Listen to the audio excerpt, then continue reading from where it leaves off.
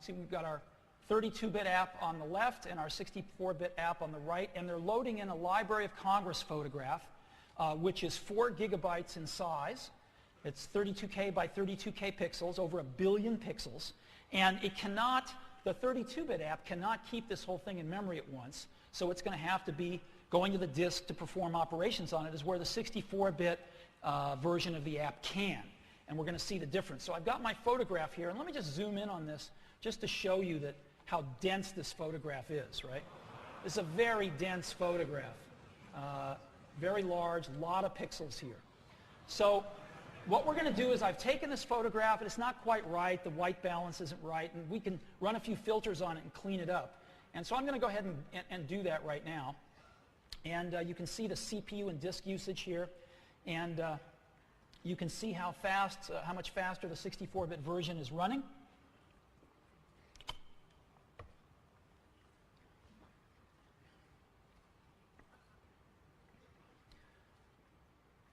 And you can see its disk usage. It's got the whole image in disk, so it doesn't have to go to the disk, as where the 32-bit version is going to the disk constantly. And so we're done in 28.48 seconds. Let me just show you that it actually touched every pixel inside here, cleaned up all the books. Let me do something else that's kind of fun. While this other one's finishing, I'll put a stamp on this that says Library of Congress. And again, this is just not a simple piece of text. This goes very deep into the bits. As we zoom in, you'll see that it's all the way in. And we've done all of this in time that's quite a bit shorter than the other app is going to take to complete here. And it's just one example, a simple app that shows you the benefits of having 64 bits top to bottom in the system, where you can address tons of memory. And there we have it, 81.64 seconds versus 28 seconds on the 64-bit version. All righty. So, and we're seeing a real need for 64 bits, not just in scientific computation. We're hearing it a lot from those guys, of course, but we're hearing it a lot more and more in the professional arts. Whether it's animation or high end of the Photoshop market, we're hearing it quite a bit. So we're hoping that this is going to really help all those people. And please remember that almost every computer we ship is 64-bit capable. So this is going to run great on almost every Mac we ship. All right, 64 bits. Number 5, core animation. Now, as you know, we've provided you core audio, core image, core video over time. Core animation completes that suite. It's automatic animation. It's very, very simple to use, very easy to add, tremendous high production value to your applications, text, images, video, OpenGL. And again, very high production values, very low effort to add it. You can compose things as scenes of layers, and it automatically brings in the GPU acceleration. It's pretty cool. So let me give you a demo of this. Now, for a demo, our graphics team took if you've seen Apple TV, there's a little movie we play at the beginning of it just to get you in the right mood. And so they took that movie and made it into an interactive application here in a very short period of time. And so here's an application that's just got a bunch of video playing. Looks a lot like what we ship with Apple TV, except it's live and interactive. So I can just go in here and click anywhere, and I zoom into that video and zoom into this, and you know, any video I want to. Right? But it's even cooler because I can search for things. All these videos have tags on them, so I'm going to search for water. All the videos have anything to do with water. So when I type W, you can see all these videos come out. And, you know. So here's all the videos that have anything to do with water, and you know, we can see this stuff. It's kind of cool. And then I could type fish as well. And there's only one that has to do with water and fish. So that's kind of cool. But again, you can see the interactive nature of this app. Let me try Amazon. So there's all the ones that have anything to do with A.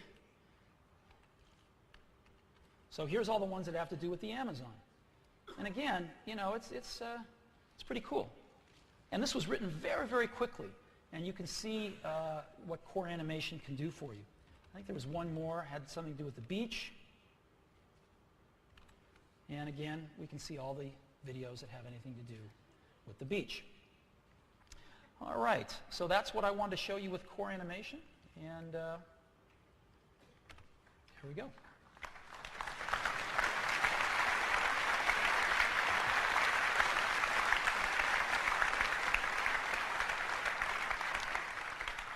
I don't know how long our graphics group took to create that, but it wasn't very long. And it shows you what you can do with a little bit of effort with core animation, add tremendous production value and really cool functionality to your apps with core animation. All right, number 6, Boot Camp. Boot Camp's pretty amazing. Since we put it out a year ago, March, so a little over a year ago, we've had over 2.5 million downloads of the beta. And with Leopard, Boot Camp is now going to be built in. No need to go get a download, the latest and greatest version of Boot Camp. It lets you run Windows XP and Vista, native speed, complete compatibility. When you need complete compatibility, this is the best way to run Windows on your Mac. No more CD burning to install the drivers. They're on the Leopard CD. And this is a really great complement to Parallels and VMware. You know, if you want to run Windows now, there's 3 great ways to run Windows on the Mac. There's Boot Camp, which is the most compatible way. If you need native speed and be totally compatible, Boot Camp's the thing. But a lot of people want to run Windows apps side by side with their Mac apps. And for that, Parallels and VMware are fantastic. And so this is Parallels running, as I'm sure many of you know. And VMware, same thing. And so we've now got 3 great solutions if you need to run an occasional Windows app on your Mac. Boot Camp, Parallels, and VMware. We love these other things, and we're helping them as much as we can. So we're thrilled with this, and Boot Camp is now going to be built into Leopard. Number 7. We have something new in Leopard called Spaces. Spaces is pretty cool. Spaces lets you group applications into separate spaces, we call them. And it lets you instantly switch between these spaces, back and forth. And it lets you easily move applications between spaces, and it can give you a bird's eye view of those spaces. And so rather than living with this, you can break things up into spaces of apps where you do a specific task and you need these apps to do it with, put them in a space, and switch to that space. So let me just show you what it's like. All righty, I'm just going to launch Safari and let's say Mail here. And they're already here, and I'm just going to go into Spaces. And that's one of my 4 spaces. I can set the number of spaces to however many I want. And so to switch spaces, I just pick another one. And now I'm there. Or now I'm here. Or now I'm there. Right? Very simple. But there's better ways to switch. There's faster ways to switch. I just hold down one of the keys and hit the arrow key and go down there, go down there. Right? You know? Very easy. And I can zoom around all over the place in my spaces and very rapidly switch between them. Boom. Now, if I want to rearrange